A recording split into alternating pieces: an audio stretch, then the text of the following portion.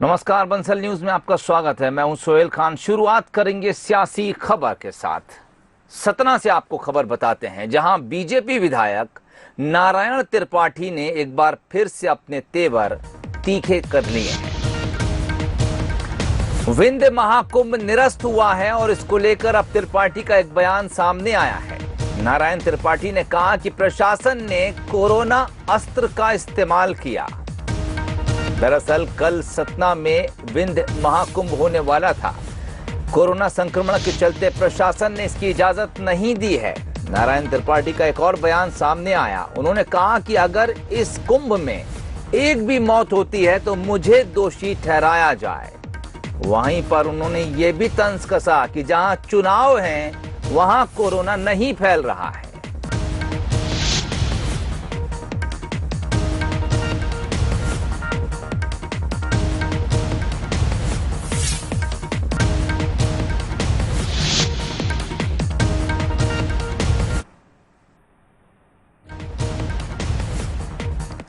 ये बातें कहीं ना कहीं निकलती है कि इतने दिनों से मेहनत किए, अब जब मेहनत चकनाचूर होती है, ये हमारी न्यूज़ तैयार हुई है, हमें कोई नुकसान नहीं हुआ। हम कार्यक्रम को स्थगित ही किए हैं। आपके माध्यम से पूरे विंध्यवासियों से अपील करूंगा, प्रार्थना करूंगा कि एक एक घर में जागरूकता अभियान चलाएं और इस विंध्य का पुनर्निर्माण कराएं। मैं दुखी इस बात पे हूँ कि इतनी मेहनत करने के बाद जब हम पहले से तय किए कि कोरोना का दौर है, कहीं ऐसी स्थितियाँ न बन जाए कि कोरोना यहाँ आ जाए और कोई हमारे घर का बच्चा न करे, ऐसी कोई दुर्घटना घट जाए, तो नारायण त्रिपाठी के ऊपर एक आरोप लगे तो उससे भी बचना चाहते थे। पर इस बात की तकलीफ है कि बात सही है कि जहाँ कोई ऐसे मुद्दे उठते हैं वहीं कोरोना क्यों आ जाता है, जहाँ चुनाव होता है वहाँ से कोरोना भाग जाता है। तो ये बयान आपको सुनवाया नारायण त्रिपाठी का, और अंत में जो उन्होंने शब्द कहे, दरअसल उसको लेकर अब सियासी गलियारों में चर्चा है। उन्होंने कहा कि जहां चुनाव होते हैं वहां पर तो कोरोना नजर नहीं आता, लेकिन जहां दूसरे तरह के आयोजन होते हैं प्रशासन वहां पर कोरोना अस्त्र का इस्तेमाल कर लेता है और अपनी ताकत का इजहार करता है। अजय सिंह यादव साहब हमारे साथ जुड़े हैं, कांग्रेस प्रवक्ता हैं। इसके अलावा कृष्ण गोपाल पाठक, केजी पाठक साहब भी हमारे साथ जुड़े हैं, बीजेपी प्रवक्ता हैं। अजय सिंह यादव साहब, सबसे पहले आप ही से बात करना चाहूंगा। अंतिम लाइनें जो बोली नारायण त्रिपाठी ने, जहां चुनाव है वहां कोरोना नहीं है, शायद कांग्रेस को मुस्कुराने का मौका मिले। देखिए सोहेल जी, ये कांग्रेस के मुस्कुराने की बात नहीं है। भारतीय जनता पार्टी का अंतरकलह सतह पर दिखाई देने लगा है। भाजपा के बड़े बड़े नेता घुटन महसूस कर रहे हैं। भाजपा का संगठन और सरकार अपने नेताओं को दबाने और कुचलने की कोशिश कर रही है। अभी 2 दिन पहले जिस तरह से अजय बिश्नोई जी ने महाकौशल की बात की, अब नारायण त्रिपाठी जी जो पार्टी के पुराने नेता हैं, वरिष्ठ नेता हैं, अपने इलाके में कार्यक्रम करना चाहते हैं, लेकिन भाजपा अपने नेता को ही नीचा दिखाने के लिए उनके क्षेत्र में कार्यक्रम रद्द करवा रही है। इसी मध्य प्रदेश में भगोरिया महोत्सव झाबुआ में हो रहा है, तो वहां क्यों नहीं रद्द किया गया, जबकि सतना में कोरोना के मामले भी ज्यादा नहीं है। तो ये पूरी तरह भाजपा की अंतरकला है। और नारायण त्रिपाठी जी ने जायज बात कही कि जब अन्य आयोजन हो रहे हैं, रैलियां हो रही हैं, भोपाल में शिवराज जी 5-5 हजार की भीड़ इकट्ठा कर रहे हैं, तो केवल नारायण त्रिपाठी की राजनीतिक स्थिति खराब करने के लिए जानबूझ के सरकार ने उनका आयोजन रद्द किया।